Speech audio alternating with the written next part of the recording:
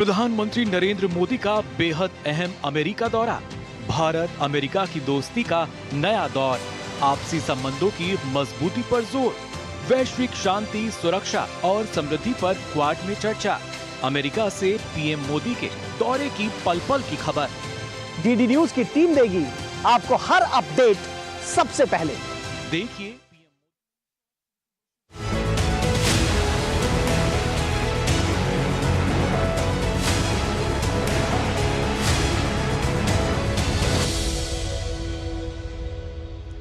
नमस्कार, आप सभी का स्वागत इस खास पेशकश में। मैं हूं मुकुल शर्मा। दुनिया की तेजी से बदलती भू राजनीति में क्वाड एक ऐसा मंच है जो शांति, स्थिरता और लोकतांत्रिक मूल्यों को एक नई दिशा दे रहा है। क्वाड के सदस्य देश इंडो पैसिफिक भागीदारों की प्राथमिकताओं को पूरा करने के लिए प्रतिबद्ध हैं। क्वाड 2024 के दौरान स्वास्थ्य और मैरीटाइम सुरक्षा, जलवायु परिवर्तन और स्वच्छ ऊर्जा के साथ साथ आधुनिक तकनीक और प्रौद्योगिकी के साथ ही सतत विकास जैसे विषयों पर समावेशी और सकारात्मक पहल पर चर्चा हुई। इस दौरान और क्या कुछ खास रहा, बताएंगे आपको। तो आइए शुरुआत करते हैं हमारे इस विशेष कार्यक्रम की, जिसमें आपको बताएंगे क्वाड 2024 कैसे शांति, सुरक्षा और समृद्धि की एक पहल कर रहा है। लगातार जब बात की जाती है, क्योंकि अलग अलग जब आंकड़ों को हम देखते हैं या कैसे जिस तरह की परिस्थितियां बनती हैं, ऐसे में जो क्वाड है वो एक महत्वपूर्ण भूमिका निभाता हुए हमें नज़र आता है। और अलग अलग जो मुद्दे हैं जिस पर इस दौरान चर्चा की गई और उसके साथ साथ एक सार्थक चर्चा जो है वो हम मान सकते हैं। अलग अलग घोषणाएं भी हुई हैं हालांकि, लेकिन अगर ख़ास तौर से देखा जाए तो ना सिर्फ शांति की बात की जाए, सुरक्षा की बात की जाए और समृद्धि की जो पहल है वो लगातार इस दौरान हुई। और जैसा हमने आपको बताया कि जब हम स्वास्थ्य सुरक्षा की बात करते हैं या मैरीटाइम सुरक्षा की बात करते हैं, ये कुछ ऐसे विषय जिन पर लगातार जो चर्चा है वो हुई। लेकिन इसके अलावा जब बात की जाती है जो और भी मुद्दे हैं, ना सिर्फ इंडो पैसिफिक की हम बात करें, क्योंकि क्वाड में जो 4 देश शामिल हैं उनकी कोशिश यही है, प्रयास यही है, प्रतिबद्धता यही है कि कैसे इन चारों देशों में ना सिर्फ जो समृद्धि है वो अलग अलग स्तर पर आ सकती है, बल्कि तमाम जो मुद्दे हैं जो कि कहीं ना कहीं इन तमाम देशों के लिए कुछ चुनौतियों का सबब बनते हैं, उन पर भी एक सार्थक समाधान जो है वो ढूंढा जा सके। ये कुछ खास महत्वपूर्ण मुद्दे हैं जिसको लेकर जो क्वाड में चर्चा भी देखी गई। खास तौर से अगर बात की जाए, आप बता दें विलिंगटन घोषणा पत्र की, तो शांति, समुद्री सुरक्षा और इसके साथ साथ समृद्धि पर जब हम क्वाड की पहल की बात कर रहे हैं तो विलिंगटन घोषणा पत्र में महत्वपूर्ण और उभरती प्रौद्योगिकी में निवेश की बात कही गई। और उसके साथ ही क्या कुछ खास रहा, ये तमाम वो बातें हैं। जलवायु परिवर्तन के खतरे का सामना किस तरीके से करना है, एक समाधान के रूप में जब हम बात कर रहे हैं, साथ ही साथ साइबर सुरक्षा को मजबूती देने की बात कही गई। और वहीं साइबर सुरक्षा के अलावा जो अगली पीढ़ी है उसके लिए प्रौद्योगिकी का जो विकास है वो किस तरीके से किया जा सकता है, ये तमाम बिंदु जो हैं इस दौरान चर्चा में रहे, जिन पर एक सार्थक चर्चा जो है वो देखने को मिली। और कौन से पहलू रहे, इस पर आपको हम यहाँ जानकारी अब देंगे। खासतौर से जलवायु परिवर्तन की अगर बात की जाए तो इसके प्रभावों को कम करने के लिए क्वाड जो है वो प्रतिबद्ध है। और ये प्रतिबद्धता जो है इस बार भी देखने को मिल रही है, क्योंकि अलग अलग जो विषय जैसा कि लगातार आपको हम बता रहे हैं कि कैसे उन पर सार्थक चर्चा की गई है। स्वच्छ ऊर्जा के लिए नवाचार को बढ़ावा दिया जाए और उसके साथ साथ उन्हें अपनाया भी जाए, इस बात पर जोर दिया गया है। साथ ही 2025 में आपको बता दें प्रशांत क्षेत्र में 3D प्रिंटेड ऑटोमेटिक मौसम स्टेशन बनाने की योजना है अमेरिका की, जिसके लिए वो निवेश भी करेगा, जिससे जलवायु परिवर्तन का जो खतरा है उसको हम कम कर सकें या मौसम की जो चेतावनियां हैं वो समय से मिलती रहें। और वहीं उपग्रह प्रौद्योगिकी के माध्यम से मानवीय और आर्थिक नुकसान को कम करने पर फोकस है। मानवीय नुकसान यानी अगर हम देखते हैं जो आपदा आ जाती हैं, बाढ़ जैसी आपदा अगर आती है तो इसकी जानकारी पहले से मिल सके, और आर्थिक नुकसान जो हो रहा है उसको कैसे हम कम कर सकते हैं। स्वच्छ ऊर्जा आपूर्ति श्रृंखला से ऊर्जा सुरक्षा जो है वो मजबूत होगी, यानी जो सुनिश्चित हम कर पाएंगे ऊर्जा सुरक्षा को। और ये चारों ही देशों के लिए जो क्वाड है उसके लिए काफ़ी अहम हो जाता है। इसके साथ ही नए आर्थिक अवसरों के साथ साथ स्थानीय श्रमिकों और समुदायों को इसका लाभ मिलेगा। जब हम स्वच्छ ऊर्जा की बात कर रहे हैं, ऊर्जा सुरक्षा की हम बात कर रहे हैं, और उसी के तहत अगर हम देखते हैं तो भारत फिजी, कोमोरोस और मेडागास्कर और साथ ही सेशल्स में नई परियोजनाओं में करीब $2 मिलियन का निवेश करेगा। इसका भी एक महत्वपूर्ण पहलू यही है कि कैसे देखिए नई तकनीकों को अपनाया जाएगा। जापान की अगर बात की जाए तो वो हिंद प्रशांत क्षेत्र में नवीकरणीय ऊर्जा परियोजनाओं में करीब $122 मिलियन अनुदान और ऋण मुहैया कराएगा, जिससे कि बेहतर रूप से सुचारू रूप से तमाम जो काम हैं वो हो सकें। ऊर्जा दक्षता को बढ़ावा और बिजली ग्रिड पर दबाव कम करने के लिए अमेरिका $1.25 बिलियन का निवेश करेगा। ये इच्छा जताई है अमेरिका ने भी। तो ये महत्वपूर्ण पहल हैं जो इस दौरान जिनका जिक्र किया गया है कि किस तरीके से इन पहलों को अपनाकर लाभ मिलेगा।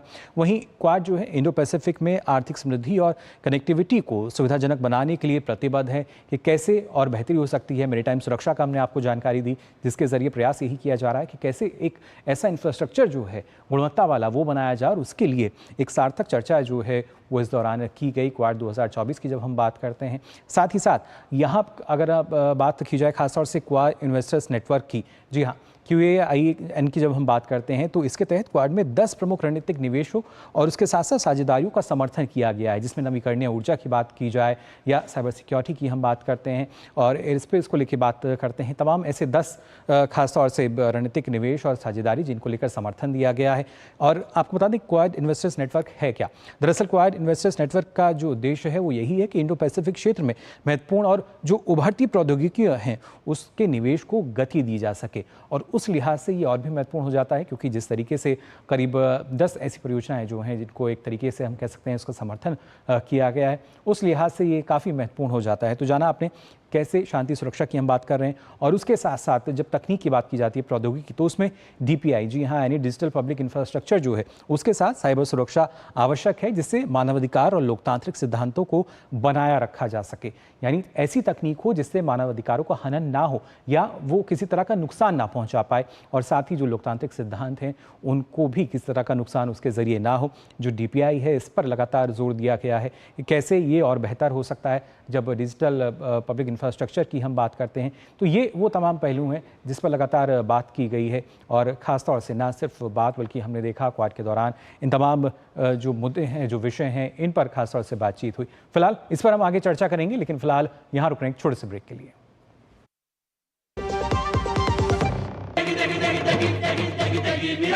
MDH की देगी मिर्च, देगी मिर्च का तड़का, अंग अंग फड़का। MDH की देगी मिर्च। बेटियां घर की रौनक हैं, बेटियां घर संवारती हैं, बेटियां पीढ़ियां सजाती हैं, बेटियां घर की बुनियाद कहलाती हैं। बेटियों को सलाम करता है मोंगिया स्टील, स्टील का बादशाह। सर, आपका KYC अपडेट करना है, नहीं तो अकाउंट और ATM कार्ड ब्लॉक हो जाएगा। सावधान सावधान। 2.5 करोड़ का इनाम मुझे। देखिए, अनजाने कॉल्स, फर्जी ईमेल्स, लिंक्स और जाली ऐप से अपना पिन, OTP, पासवर्ड कभी भी किसी के साथ शेयर न करें। आप रहेंगे सावधान तो नहीं होगा नुकसान। RBI कहता है, जानकार बनिए, सतर्क रहिए। बात जब पीढ़ियों के लिए बनने वाले घर की हो तो जिम्मेदारी बड़ी हो जाती है। गैलेंट समझता है ये जिम्मेदारी। अब MM रिब्स के साथ गैलेंट एडवांस TMT रीबार, निर्माण का रियल हीरो। दादी के हाथों का जादू और खुशबू से महकता घर। MDH गरम मसाला, असली मसालों से भरा हूँ मैं, क्योंकि हर रिश्ता है स्वाद से जुड़ा।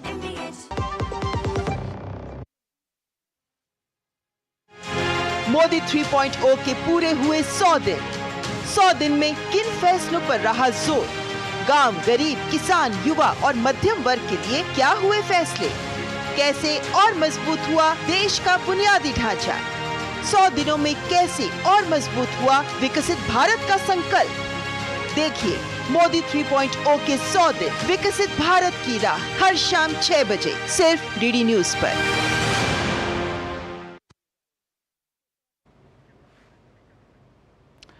तो ब्रेक के बाद आप सभी का एक बार फिर स्वागत हमारी इस खास पेशकश में। और ब्रेक पर जाने से पहले आपने जाना कि क्वाड 2024 की अगर बात की जाए तो कौन कौन से ऐसे अहम विषय जिन पर इसमें चर्चा की गई है, उसके बाद घोषणाएं भी हुई हैं, और इसी पर चर्चा करने के लिए हमारे साथ दो खास मेहमान जुड़े हैं। उनका परिचय आपसे करा दें। मीरा शंकर जी हमारे साथ जुड़ी हैं, पूर्व एम्बेसडर हैं अमेरिका की भारत में, और इसके साथ साथ अगर बात की जाए तो हमारे साथ जुड़े हैं प्रोफेसर संजय भारद्वाज, जो कि school of international studies JNU से हमारे साथ हैं। बहुत बहुत स्वागत आप दोनों का। सबसे पहले मीरा जी आपके पास मैं आना चाहूँगा। जब हम बात करते हैं भारत के जो जिस तरह के संबंध हैं अलग देशों में, और जब उसमें क्वाड की स्थिति की हम बात करते हैं, तो हमने देखा ना सिर्फ स्वास्थ्य सुरक्षा बल्कि उसके साथ साथ मैरीटाइम सुरक्षा को लेकर बात हुई, और जलवायु परिवर्तन या स्वच्छ ऊर्जा, ये ऐसे अहम मुद्दे हैं जिसको लेकर आज वैश्विक स्तर पर अगर देखा जाए तमाम चुनौतियां हैं। तो कहीं ना कहीं इन तमाम चुनौतियों के समाधान को लेकर जो क्वाड है वो काफ़ी स्वार्थक हम मान सकते हैं। जी, क्वाड जो है वो 4 लोकतांत्रिक देशों का एक गुट है, और वो एक ये कह सकते हैं कि सुरक्षा अलायंस नहीं है जी, पर नॉन ट्रेडिशनल जो चुनौतियां हैं विश्व में, जैसे जलवायु परिवर्तन, जैसे स्वास्थ्य और पैंडेमिक को लेके जो कोविड में दुनिया को दिखाई दिया था जी, जैसे ये मैरिटाइम सुरक्षा को लेके हम चाहते हैं कि सब देश इंटरनेशनल कानून के मुताबिक चले और अपनी धौंस नहीं जमाएं। तो ये भी एक सब देशों को चुनौती लगती है जी। और उन्होंने ये तय भी किया है कि वो इकट्ठा इसके लिए काम करेंगे कि जो सी लेन्स हैं जिससे कॉमर्स चलता है, जहाँ जहाज चलते हैं, वो खुला रहना चाहिए। तो free, open, inclusive and prosperous Indo Pacific इनका एक लक्ष्य रहा है और अभी भी उसके लिए काम कर रहे हैं जी। इस क्वाड समिट में ये प्रेसिडेंट बाइडेन का आखिरी क्वाड समिट था, तो एक तरीके से एक मौका था कि देखें कि इन 4 सालों में क्या हमने हासिल किया है और आगे क्या चुनौतियां हैं और हम क्या कर सकते हैं जी। तो इसमें ये इन्होंने दिखाया है बिल्कुल कि अब कहीं जाने वाला नहीं है जी। उसी को लेकर अपनी प्रतिबद्धता जो है हम मान सकते हैं कि वो इसमें जो क्वाड के भागीदार देश हैं इन्होंने जाहिर की है। साथ ही प्रोफेसर संजय आपसे भी जानना चाहूँगा, क्योंकि हम लगातार बात कर रहे हैं यहाँ पर जलवायु परिवर्तन, लेकिन इसके साथ साथ स्वच्छ ऊर्जा जो है इस पर भी पूरा जो विश्व है एक तरीके से फोकस कर रहा है कि कैसे स्वच्छ ऊर्जा जो है वो उसको हम ज़्यादा से ज़्यादा ले सकते हैं। नवीकरणीय ऊर्जा की बात की जा रही है, ऊर्जा सुरक्षा को लेकर हम बात कर रहे हैं, उसको लेकर भी हमने देखा कि यहाँ पर चर्चा की गई है। भारत के लिहाज से अगर देखा जाए तो वो कितना महत्वपूर्ण?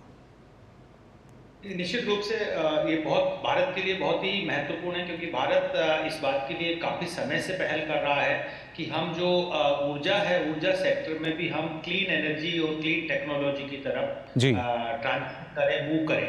और इसके लिए भारत के जो प्रधानमंत्री, यशस्वी प्रधानमंत्री नरेंद्र मोदी जी ने एक पहल की थी कि इंटरनेशनल सोलर अलायंस के माध्यम से कैसे हम जो क्लीन एनर्जी है, जो जिसमें कार्बन एमिशंस का प्रोडक्शन नहीं होता, वो इस तरीके के एनर्जी को हम बढ़ावा दें। साथ ही साथ हमने जो टारगेट किया हुआ है जो विजन 2047 में, उसमें भी ये बात कही गई कि हम फेज वाइज हम जीरो एमिशंस की तरफ बढ़ेंगे और 2030 तक हमने लगभग 50% हमारा जो एनर्जी ट्रांजिशन हम क्लीन और रिन्यूएबल एनर्जी की तरफ हम मूव कर जाएंगे। तो इस तरीके से हमने फेज वाइज ट्रांजिशन किया है। उसी के साथ साथ भारत कभी से ही जो टेक्नोलॉजी ट्रांसफर और क्लीन एनर्जी टेक्नोलॉजी ट्रांसफर के लिए कोशिश कर रहा है। अभी हाल ही में प्रधानमंत्री नरेंद्र मोदी जब सिंगापुर गए तो उसमें भी एनर्जी ट्रांसमिशन कॉरिडोर की बात करी थी। और ये क्वाड के माध्यम से एक बहुत बड़ा एक अपॉर्चुनिटी है, क्योंकि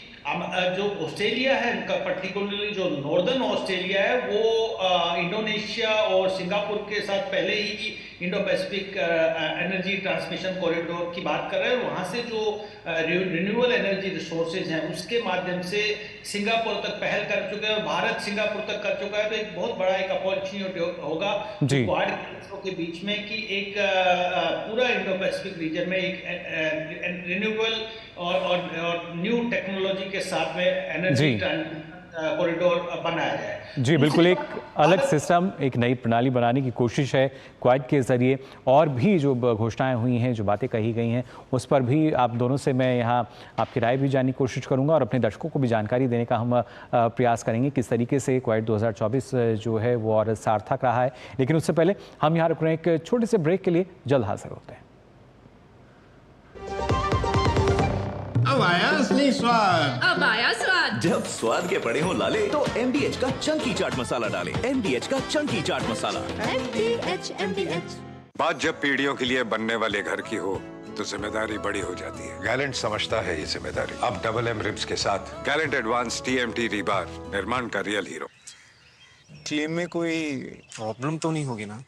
don't worry sir, car repair से लेकर क्लेम सेटलमेंट तक पॉलिसी बाजार हमेशा आपके साथ होता है। पॉलिसी बाजार पे कार इंश्योरेंस कंपेयर करके 8,000 रुपए तक बचाओ। तो ब्रेक के बाद आप सभी का एक बार फिर स्वागत। लगातार हम बात कर रहे हैं क्वाड 2024 को लेकर, कैसे अलग अलग जो मुद्दे हैं उन पर चर्चा हुई और फोकस की जब बात की जाती है तो कहीं ना कहीं शांति, सुरक्षा और समृद्धि जो है वो नज़र आता है।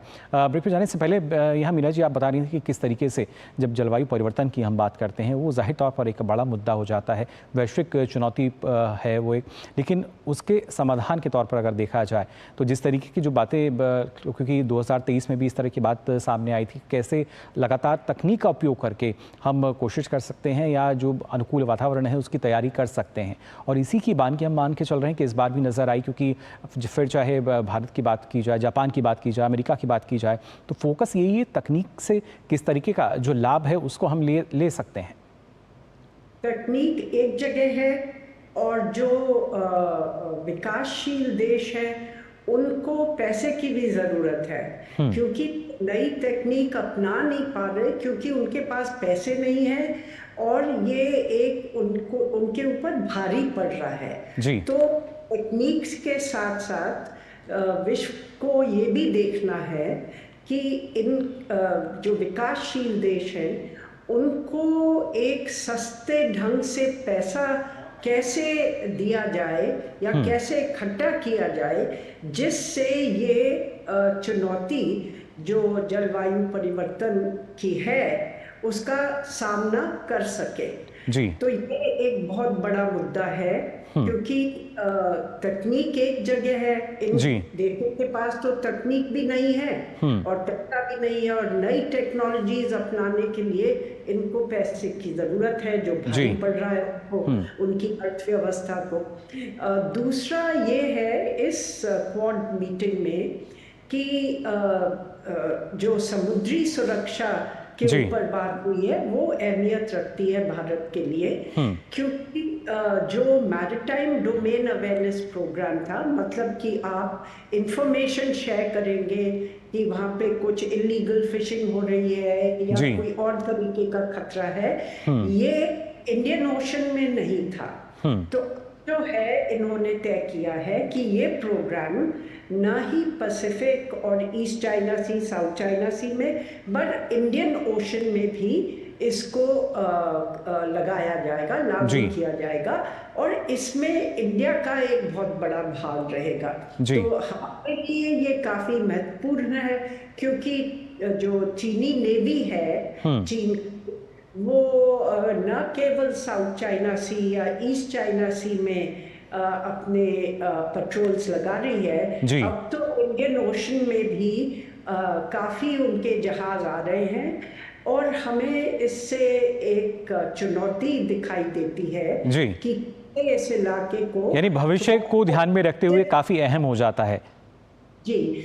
और दूसरा ये कि जो स्वास्थ्य के क्षेत्र में है तो एक कैंसर, मूनशॉट कैंसर प्रोग्राम इन्होंने चलाया है अब जी बिल्कुल, में सर्वाइकल कैंसर को लेके भारत टेस्टिंग किट्स और वैक्सीन्स भी $7 मिलियन के और देने को देगा।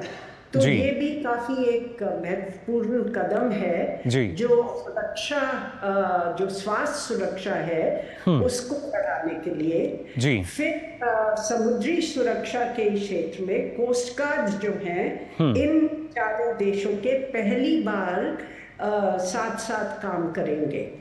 तो यूएस एक एक्सरसाइज करेगा जिसमें बाकी 3 देशों के कोस्ट गार्ड्स के मेंबर्स उनके लिहाज में आएंगे और ये बिल्कुल एक बेहतर सामंजस्य जो है वो यहाँ हमें नज़र आएगा और उसी के लिए क्वालिटी इंफ्रास्ट्रक्चर की भी बात कही गई है। साथ ही प्रोफेसर संजय, जब हम बात करते हैं यहाँ डीपीआई की भी अगर बात की जाए, यानी डिजिटल पब्लिक इंफ्रास्ट्रक्चर को अगर देखा जाए, इसका कितना महत्वपूर्ण जो एक भूमिका है वो आपको नज़र आ रही है?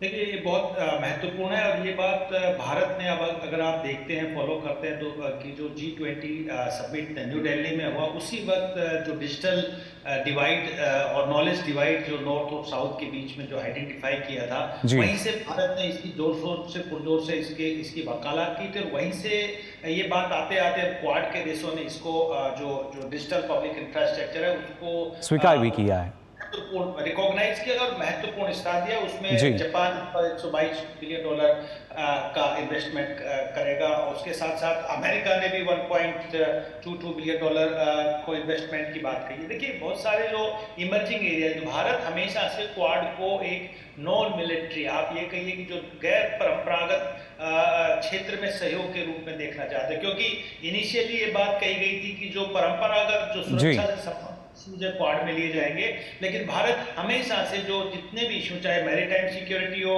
चाहे ह्यूमन असिस्टेंस हो, डिजास्टर मैनेजमेंट हो, हेल्थ सिक्योरिटी हो, साइबर सिक्योरिटी हो, स्पेस सिक्योरिटी हो, क्रिटिकल एनर्जी टेक्नोलॉजी के सेक्टर में कोऑपरेशन की बात, तो भारत बिल्कुल इन तमाम अहम विषयों पर चर्चा भी इसमें हुई है संजय जी, और उसी वजह से क्वाड 2024 जो है वो और भी ज़्यादा अहम माना जा रहा है। फिलहाल इस बारे में आप दोनों ने हमारे दर्शकों को इतनी सारी जानकारी दी, हमारे साथ चर्चा की, इसके लिए आप दोनों का बहुत बहुत आभार।